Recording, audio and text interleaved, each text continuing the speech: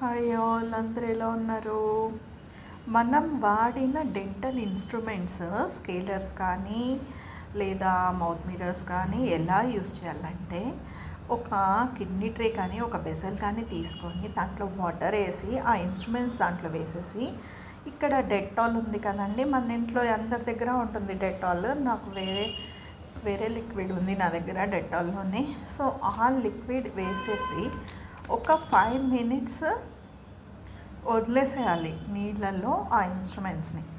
అలా వదిలేసిన వాటిని బాగా అది ఆ లిక్విడ్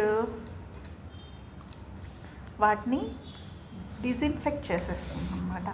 డిజిన్ఫెక్ట్ చేసిన ఇన్స్ట్రుమెంట్స్ని ఒక 5 minutes అలా వదిలేసి దెన్ అప్పుడు ఏం చేయాలంటే ఒక డ్రై క్లాత్ తీసుకొని ఆ ఇన్స్ట్రుమెంట్స్ అన్నిటినీ తుడుచుకోవాలి.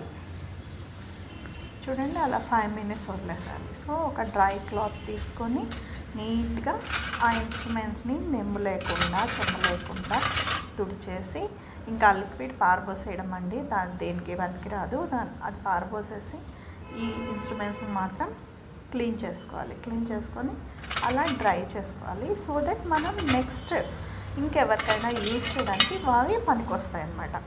మీరు మీ హాస్పిటల్స్లో కూడా ఇలా డిజిన్ఫెక్ట్ చేస్తున్నారా లేదా టెస్ట్ చేయాలి. ఇదే కాదండి, హాస్పిటల్స్లో చాలా పెద్ద డిజిన్ఫెక్టెంట్ స్టెరిలైజ్డ్ మెథడ్స్ ఉంటాయి. అది నేను నెక్స్ట్ వీడియోలో చూపిస్తాను. ఈ వీడియోలో మాత్రం మీరు ఇంట్లో ఎలా చేసుకోవాలి మాత్రం చూపిస్తున్నాను అన్నమాట.